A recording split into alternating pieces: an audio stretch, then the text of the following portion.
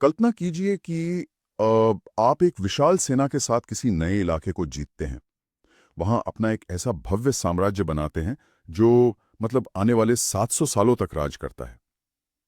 लेकिन जिन लोगों को आपने हराया, उन पर अपनी भाषा थोपने के बजाय आप खुद अपनी मातृभाषा पूरी तरह भूल जाते हैं। अरे ये सुनने में किसी फिक्शन जैसा लगता है ना। लेकिन सन 1228 में असम में राज करने वाले अहोम राजाओं के साथ बिल्कुल यही हुआ था। हाँ, वही तो। आज हम एक बहुत ही खास गहन विश्लेषण कर रहे हैं जो आधारित है सर एडवर्ड गेट की क्लासिक किताब अ हिस्ट्री ऑफ असम पर। हम इसके पहले अध्याय के शुरुआती पन्नों को खंगालने वाले हैं। बिल्कुल। और देखिए, हमारा मिशन उस दौर को समझना है जहां कोई ठोस लिखित दस्तावेज मौजूद नहीं है। हम प्राचीन शिलालेखों, चीनी यात्रियों के वृत्तांत और नदियों के बदलते नामों से इस कहानी को जोड़ेंगे। सही कहा आपने। और श्रोताओं के लिए ये जानना जरूरी है कि आज की इंफॉर्मेशन ओवरलोड वाले जमाने में मिथकों और असलियत के बीच का फर्क समझना कितना बड़ा क्रिटिकल थिंकिंग का टेस्ट है। तो इस भाषा वाले रहस्य से ही शुरू करते हैं। जो विजेता अहोम्स थे, उन्होंने अपनी कबायली भाषा छोड़कर असामीस यानी असामिया अपनाई। हाँ, और सिर्फ अहोम्स ही नहीं, रभास और कचारीज जैसी जनजातियों ने भी यही किया। यहाँ तक कि टूनिंग्स के शांस और सिंगफोज ने भी बंदी बनाए जाने पर अपनी भाषा छोड़ दी थी। ये अजीब है, मतलब आमतौर पर तो विजेता अपनी भाषा थोपते हैं ना। फिर यहाँ हारने वालों की भाषा कैसे जीत गई? देखिए, भाषा किसी नस्ल या रेस का कोई गारंटी नहीं होती। सर गेट बताते हैं कि विजेताओं ने स्थानीय भाषा को अपना लिया था। नस्लों का ये मिश्रण बहुत जटिल है। अहोम्स असल में शान्स हैं। यानी उनमें मॉन्स, निग्रिटोज और चाइनीज का मिश्रण है। सही पकड़ा है आपने। और दूसरी तरफ कोचन्स जो हैं, वो असल में बोडो जनजाति से जुड़े हैं। वो मीचेस और कचारीज के बहुत करीब हैं। लेकिन हैरानी की बात यह है कि उनमें द्रविडियन लक्षण भी दिखते हैं। ओह वाह! इसका मतलब उस वक्त लोग बड़े पैमाने पर माइग्रेट कर रहे थे। दस्तावेज में जो मानव नस्लों का जिक्र है, जैसे अफ्रीका के नेग्रोइड, एशिया के मंगोलियन और कॉकेशियन, जिसमें द्रविडियन और आर्यन आते हैं। भारत में तो मुख्य रूप से द्रविडियन है ना। हाँ, लेकिन दक्षिण में निग्रिटिक तत्व मिलते हैं, जैसे सीलोन के वेदास और एंडामिनीज लोगों में। पर असम की कहानी अलग है। यहाँ सुरमा घाटी में द्रविडियंस की जगह पूरी तरह से मंगोलियंस ने ले ली थी। यानी आर्यंस ने उत्तर पश्चिम मतलब पंजाब की तरफ से एंट्री ली और मंगोलियंस ने असम और पूर्वी हिमालय से। बिल्कुल। और इन भाषाओं का फैलाव देखिए। द्राविडियन परिवार की मुंडा भाषाओं का जिक्र है। और बलूचिस्तान में ब्राहुई जनजाति का होना इस बात का सबूत है कि ये नेटवर्क कितना विशाल था। बलूचिस्तान तक, ये तो सच में हैरान करने वाला है। तो जब लोग इतना घूम रहे थे तो पक्के सबूत कहाँ मिलते हैं? नदियों के नाम में? हाँ, नदियां सबसे बड़ा निशान होती हैं। मुंडा भाषा असल में ऑस्ट्रो एशियाटिक परिवार की है। यह खासी और मॉन खिमेर भाषाओं से जुड़ी है, जिसका फैलाव सोचिए जरा, ईस्टर आइलैंड से लेकर मेडागास्कर तक है। क्या बात कर रहे हैं, मेडागास्कर तक? हाँ, और इन खासी लोगों की एक और खासियत थी कि वो मृतकों की याद में बड़े मोनोलिथ्स बनाते थे। वैसे अगर असम की गैर आर्या भाषाओं की बात करें, तो वो टिबेटो चाइनीज है, जैसे नागा और मणिपुर, कचार और लुशाई हिल्स में कुकी-चिन और बोडो भाषाएं। और बोडो में तो गारो, लालुंग, राभा और चुटिया भी आती हैं, है ना? हम्म।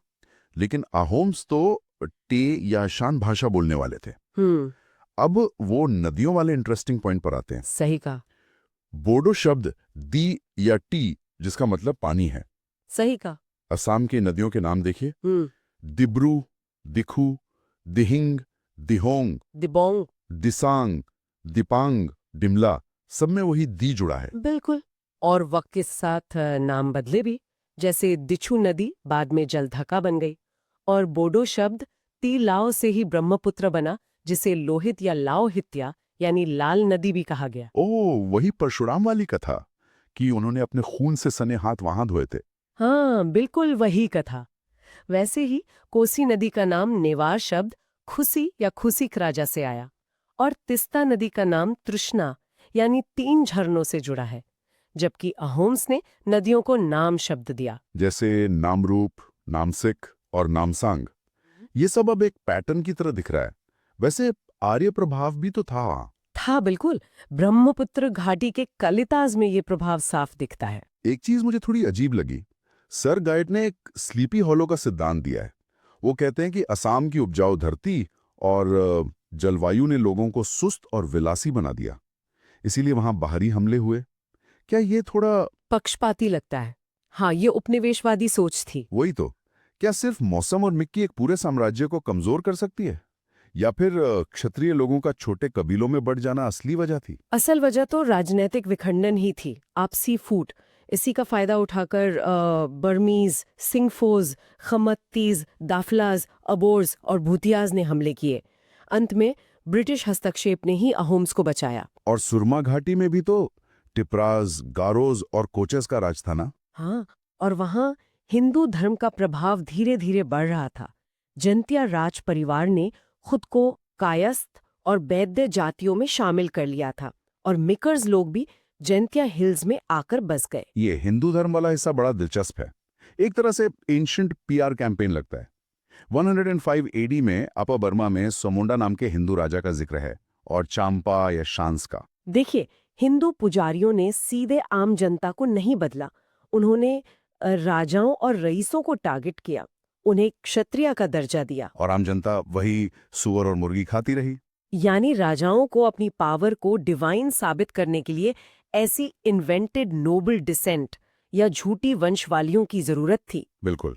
यहीं से असम का पौराणिक काल यानी द मिथोलॉजिकल पीरियड शुरू होता है। महाभारत में इसे प्राग ज्योतिषा कहा गया है, और पुराण्स और तंत्र में कामरूपा। करातोया नदी से लेकर बे ऑफ बंगाल तक इसकी सीमा थी। और मैमेंसिंग के मत्स्यदेश में कौशिका देवी की पूजा की जाती थी, है ना? हाँ, विष्णु पुराण और योगिनी तंत्र के हिसाब से इसकी सीमाएं बहुत बड़ी थीं।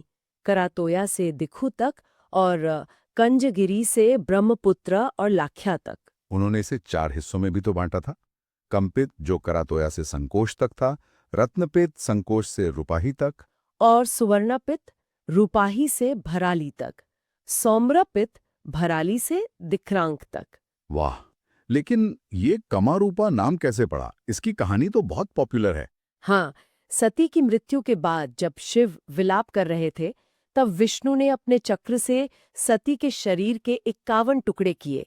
उनके जननांग कामागिरी यानी गौहाटी के पास नीलाचल पहाड़ी पर गिरे। जहां आज कामाख्या देवी का मंदिर है। सही पकड़ा।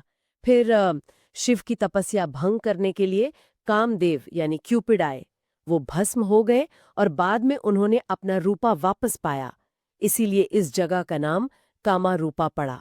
क्या कथा है! और इस दौर के शुरुआती राजाओं के नाम भी तो बड़े खौफनाक थे। महारंग दानव, हतक असुर, संबर असुर, रत्ना असुर। एक घटक भी था ना जो किरात का शासक था। हाँ, और वो शराब और मांस का बड़ा शौकीन था। वैसे किरात शब्द आज भी दुध, कोसी और अरुण नदियों के आसपास की खम्बू, लिंबू और यखा जनजातियों में जिंदा है। लेकिन इन सब में नरक असुर की कथा तो किसी मॉडर्न थ्रिलर जैसी लगती है। विष्णु के वरा अवतार और पृथ्वी की संतान था वो। नॉर्थ बिहार के विदेहा में जनक ने उसे पाला था। और उसी ने प्रागज्योतिषपुर यानी आज का गुवाहाटी बसाया, माया से विवाह किया। लेकिन सोनितपुर के बाणासुर की संगत में आकर वो बहुत अहंकारी हो गया, और उसने सीधे कामाख्या देवी से शादी की शर्त रख दी। देवी ने भी कह दिया कि एक रात में मंदिर और सीढ़ियां बना दो। हाँ, और जब काम लगभग पूरा होने वाला था तो देवी ने मुर्गे की बांग का धोखा किया, जिसे कुकुराक्ता कहते हैं। नरक को लगा सुबह हो गई। फिर वशिष्ठ मुनि का श्राप लगा और वो खत्म। बाद में कृष्ण ने आकर नरक, मुरु और दैत्यस का वध किया, अदिति के कुंडल वापस लिए और 16,000 कन्याओं और 14,000 हाथियों को गुजरात के द्वारका भेज दिया। उसके बाद नरक के बेटे भगादत्ता का राज्याभिषेक हुआ। अश्वक्रांता मंदिर में आज भी घोड़ों के पैरों के निशान बताए जाते हैं। और भागदत्ता तो महाभारत का बड़ा कैरेक्टर था। सभा पर्वन और द्रोणा पर्वन में उसका जिक्र है। उसने अर्जुन से युद्ध किया, कुरुक्षेत्र में दुर्योधन की मदद की और भीम से उसे बचाया। भगादत्ता के बाद वज्रदत्ता आया और फिर 19 पीढ़ियों तक राज चला। बाद में सुबाहु ने संन्यास ले लिया और सुपार्वा की तो उसके ही मंत्रियों ने हत्या कर दी थी। कहानी में तो बहुत ट्विस्ट है।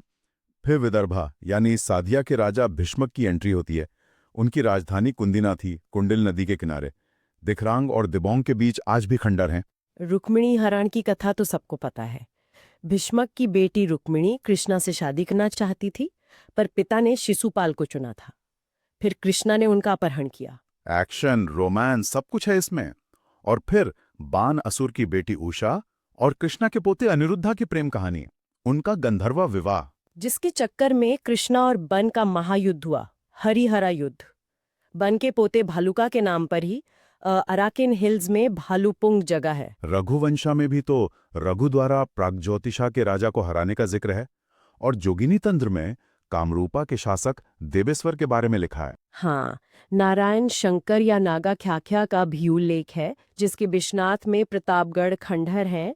लोहित्यापुर में गजांग, श्रीबंग और मृगांग नाम के राजाओं ने राज किया था। इतने महान राजा, पर आखिरी हिस्से में तो सब ट्रेजेडी ही ट्रेजेडी है। क्षत्रिय राजा धर्मपाल, ऋषि केंदुकुलाई, फिर पद्मनारायण, चंद्रनारायण और रामचंद्र, जिनकी राजधानी माजुली के रत्नापुर में थी। दीपिका चंद भी था। लेकिन अरिमत्ता की कहानी सबसे दर्दनाक लगी मुझे। बिल्कुल, रामचंद्र की पत्नी और ब्रह्मपुत्र नदी से अरिमत्ता का जन्म हुआ। उसने अनजाने में अपने ही पिता की हत्या कर दी थी। ग्रीक ट्रेजेडीज जैसा। उसकी राजधानी कामरूप के बेतना में बेड़गाड़ थी।